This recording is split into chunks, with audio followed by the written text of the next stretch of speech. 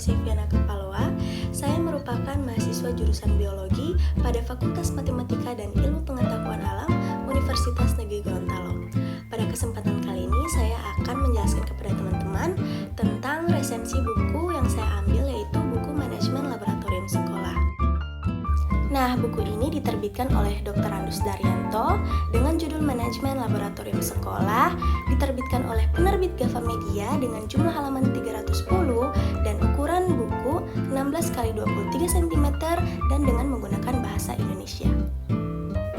Jadi, buku ini merupakan buku yang saya gunakan selama mengampu mata kuliah teknik laboratorium pada jurusan biologi. Jadi di dalam buku tersebut terdapat kata pengantar, yakni laboratorium atau bengkel praktik sangat diperlukan sebagai sarana ataupun prasarana dari pihak sekolah sebagai tempat pembelajaran untuk peserta didik melakukan eksperimen dan praktek sehingga dapat meningkatkan pengetahuan dan keterampilannya. Laboratorium praktis harus dipelihara dan dikelola oleh pihak sekolah karena sangat diperlukan untuk meningkatkan kualitas pendidikan ataupun proses belajar peserta didiknya. Menurut Menteri Pendidikan dan Kebudayaan Republik Indonesia nomor 134/0 tahun 1983 tentang organisasi dan tata kerja lembaga pendidikan, yang dimaksud dengan laboratorium atau studio adalah sarana penunjang jurusan dalam studi yang bersangkutan dan sumber unit daya dasar untuk pengembangan ilmu pendidikan. Nah, dalam pendidikan, laboratorium adalah tempat proses belajar mengajar melalui metode praktikum yang dapat menghasilkan praktikum hasil pengalaman belajar.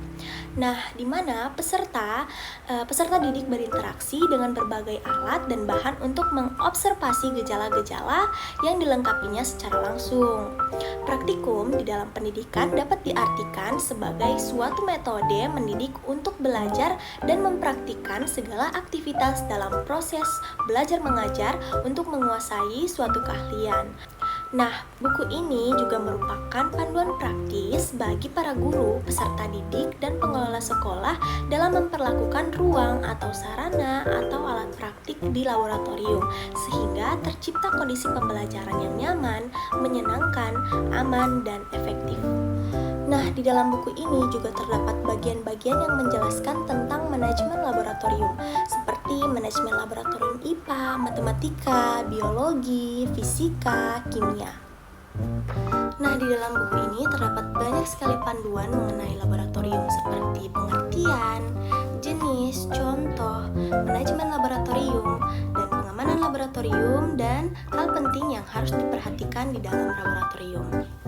Nah, di dalam manajemen laboratorium tersebut juga dijelaskan seperti pada manajemen laboratorium biologi itu dijelaskan ada pengantarnya, struktur organisasi, denah ruang laboratorium, perencanaan sarana dan prasarana laboratorium biologi, sistem perawatan laboratorium, pengenalan alat-alat laboratorium, dan keselamatan kerja yang ada di laboratorium biologi. Nah, contohnya pada bagian pengenalan alat-alat laboratorium. Jadi di bagian tersebut dijelaskan bagaimana cara penggunaan alat-alat di laboratorium, apa saja alat-alat yang ada di laboratorium, dan bagaimana bentuknya. Serta dijelaskan juga dalam keselamatan kerja, yaitu apa saja yang dapat kita hindari dan apa saja hal yang dapat kita antisipasi agar terjadinya keselamatan kerja. Nah, tentunya di dalam buku ini juga memiliki kekurangan dan kelebihan. Untuk kelebihannya, buku ini merupakan panduan utama dalam mengenal laboratorium. Nah, di dalam laboratorium itu kami dianjurkan untuk mengenal alat atau indikator yang ada di laboratorium. Selanjutnya, memberikan arahan terkait keselamatan dan keamanan kerja. Buku ini mengajarkan bagaimana keselamatan kerja di laboratorium dan hal-hal apa saja yang harus kita ketahui yang dapat memberikan antisipasi kepada kita terhadap keselamatan kerja. Selanjutnya, buku ini memberikan arahan dalam pengelolaan laboratorium dan juga memiliki tata tertib umum.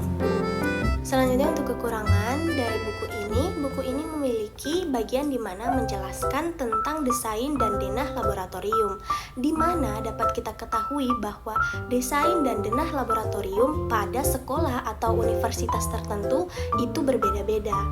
Selanjutnya, buku ini memiliki bagian di mana pada saat penjelasan alat-alat laboratorium ada beberapa alat-alat yang tidak dicantumkan gambarnya, sehingga membuat saya bingung, dan alat yang dijelaskan itu akhirnya saya lihat lagi di internet seperti itu. Baik, itu saja yang dapat saya sampaikan. Terima kasih kepada teman-teman yang setia mendengarkan. Terima kasih juga kepada teman-teman yang sudah meluangkan waktunya. Sampai jumpa di lain waktu dan terima kasih. Assalamualaikum warahmatullahi wabarakatuh.